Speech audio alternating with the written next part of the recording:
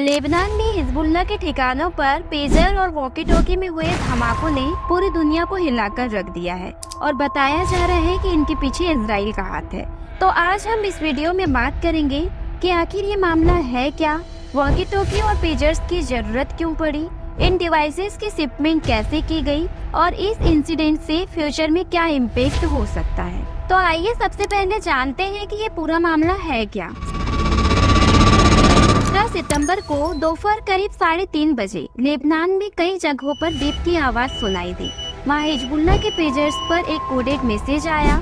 Hezbollah के लोगों को लगा कि हाई कमान से कोई निर्देश आया है, लेकिन ये कहीं और से आया था। जैसे ही उन्होंने बटन दबाया, उसमें धमाका हो गया। इसके अगले ही दिन 18 सितंबर को वहाँ पर वॉकी टॉकी डिवाइस में ब्लास्ट हुए। जब कुछ लोग अपने घरों में थे तो कुछ लोग पेजर्स ब्लास्ट में मारे गए लोगों की अंतिम यात्रा में थे। इन 2 दिनों के विस्फोट में एटलीस्ट 32 लोगों की डेथ हो गई और 3000 लोग घायल हो गए। अगर बात करें पेजर्स और वॉकी टॉकी डिवाइसेस की, तो ये दोनों ही वायरलेस कम्युनिकेशन डिवाइस है, जिसमें पेजर्स का यूज टेक्स्ट मैसेज भेजने में करते हैं और वॉकी टॉकी का यूज ऑडियो कम्युनिकेशन के लिए करते हैं। आज के टाइम में कुछ लोग ही पेजर्स का यूज करते हैं, इसमें हिजबुल्लाह भी एक है। वैसे इन पेजर्स को आपने हिट मूवी पुष्पा में भी देखा होगा, जिसमें लीड एक्टर को सिक्योर कम्युनिकेशन के लिए इनका यूज करते हुए दिखाया गया है। लेकिन हिजबुल्लाह को मोबाइल फोन के रहते पेजर्स यूज करने की जरूरत क्यों पड़ी, आइए जानते हैं। पास्ट में लेबनान ने इजराइल पर मल्टीपल टाइम अटैक किया है, जिसमें 7 अक्टूबर 2023 को इजराइल अटैक या 27 जुलाई 2024 को ड्रोप फुटबॉल फील्ड इंसिडेंट जैसे अटैक शामिल है। माना जाता है कि इसके पीछे हिजबुल्लाह मिलिट्री के कमांडर फुआद शुकर का हाथ था। इन्हीं सब के चलते इजरायली स्पाई एजेंसी ने फुआद शुकर के असैसिनेशन की प्लानिंग करते हुए सबसे पहले उसका मोबाइल हैक किया।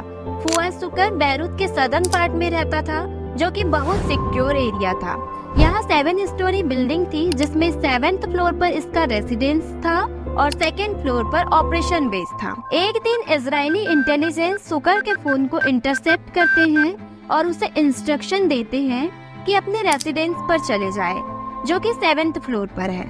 इस अर्जेंट इंस्ट्रक्शन को फॉलो करते हुए शुकर टॉप फ्लोर पर पहुंच जाता है, लेकिन यहाँ इजरायली इंटेलिजेंस द्वारा सिर्फ शुकर को आइसोलेट करके स्ट्राइक को और इफेक्टिव और पॉसिबल बनाने का एक प्लान था। जैसे ही इजरायली इंटेलिजेंस को फुआद शुकर के 7th फ्लोर पर होने का कंफर्मेशन हो जाता है, वह एक एयरक्राफ्ट F-16 को प्रिसाइज स्ट्राइक के लिए भेज देते हैं, जिसमें लेजर गाइडेड बॉम्ब थे। इसे शुकर के 7th फ्लोर पर रिलीज कर दिया जाता है, जिसमें भारी एक्सप्लोजन के साथ फुआद शुकर मारा जाता है। ऐसे ही इंसिडेंट से पता चलता है कि इजरायली इंटेलिजेंस मोबाइल को इजीली हैक कर सकते हैं, जबकि पेजर्स, जिसमें एक बैटरी पावर सप्लाई के लिए, स्पीकर नोटिफिकेशन साउंड के लिए, एक मोटर वाइब्रेशन के लिए, रेडियो एंटीना वायरलेस सिग्नल्स को रिसीव करने के लिए और माइक्रो प्रोसेसर वायरलेस सिग्नल्स को टेक्स्ट में कन्वर्ट करने के लिए होते हैं,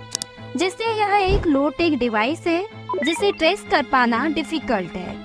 इसलिए हिजबुल्लाह के लीडर हसन नसरल्लाह ने अपने लोगों को मोबाइल यूज करने से मना किया और पेजर्स यूज करने के लिए कहा।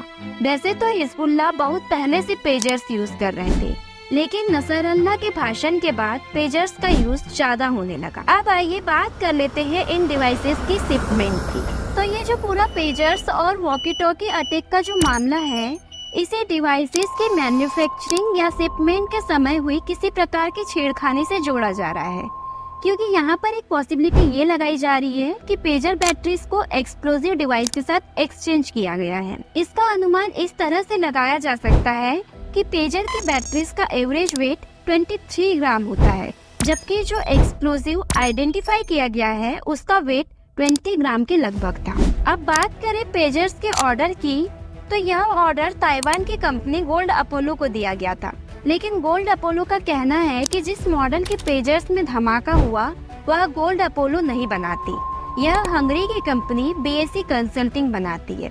बस इसकी जो ब्रांडिंग है वह गोल्ड अपोलो की है। इसके बाद जब BAC कंसल्टिंग से बात करने की कोशिश की गई, तो उसने NBC न्यूज से कहा कि हमारी कंपनी पेजर नहीं बनाती। उसके बाद BAC कंसल्टिंग से कोई बात नहीं हुई और इसकी वेबसाइट भी इंटरनेट से गायब हो गई।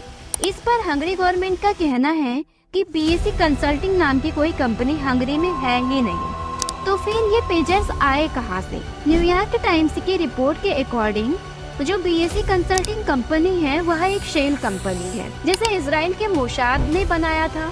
उन्होंने 2 सेल कंपनियां और बनाई थी, जिसकी ऑफिशियल वेबसाइट 2020 में रजिस्टर की गई थी। 2021 में कंपनी की वेबसाइट पॉलिटिकल और बिजनेस कंसल्टिंग के लिए ऑफर कर रही थी और 2022 में इसे हंगरी में एक लिमिटेड लायबिलिटी कंपनी के रूप में लिस्टेड किया गया था। फिर ये हिजबुल्लाह के ऑर्डर का वेट करते हैं। जब इन्हें ऑर्डर मिल जाता है तो ये पेजर्स में बारूद और स्विच लगाकर सप्लाई करना शुरू कर देते हैं और जब यह अटैक सक्सेसफुल हुआ तो इनकी वेबसाइट ही इंटरनेट से गायब हो जाती है। ये तो थी पेजर्स की बात। अब बात करें वॉकी टॉकी की, तो इसे जापान की आईकॉन कंपनी का बताया गया।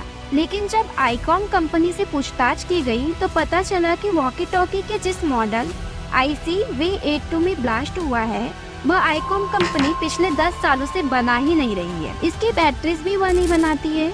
आईकॉन कंपनी का कहना है कि वह सिर्फ ऑफिशियल डिस्ट्रीब्यूटर्स के जरिए अपने प्रोडक्ट सप्लाई करते हैं। इसमें ये कहा जा रहा है कि किसी ने वॉकी टॉकी की सेकेंड कॉपी बनाकर हिजबुल्लाह को सप्लाई की है, लेकिन ये कब और कहाँ हुआ होगा इसकी कोई जानकारी नहीं है। अब बात करें इसके फ्यूचर इम्पैक्ट की, तो आज ये लेबनान के साथ हुआ है, क्या पता कल हमारे भारत में भी हो जाए। आज टेक्नोलॉजी का मिसयूज एक अलग लेवल पर पहुंच चुका है। पहले हम टेक्नोलॉजी के जरिए साइबर क्राइम होते हुए देखते थे, लेकिन अब उसी टेक्नोलॉजी की हेल्प से किसी डिवाइस को ही वेपन बना सकते हैं। लेबनान में हुए इस इंसिडेंट के साथ ही दुनिया में साइबर अटैक का एक नया चैप्टर शुरू हो गया है। पूरी दुनिया में सिविलियंस के पास सबसे ज्यादा यूज किया जाने वाला डिवाइस मोबाइल फोन है। आज वॉर के लिए किसी बम या मिसाइल की जरूरत ही नहीं है, यह मोबाइल फोन के थ्रू भी किया जा सकता है। लेबनान में हुए इस हमले के बाद हमारी इंडियन गवर्नमेंट को साइबर सिक्योरिटी के लिए नया कानून लाना चाहिए। गवर्नमेंट को नेशनल साइबर सिक्योरिटी स्ट्रेटजी को भी लागू करना चाहिए।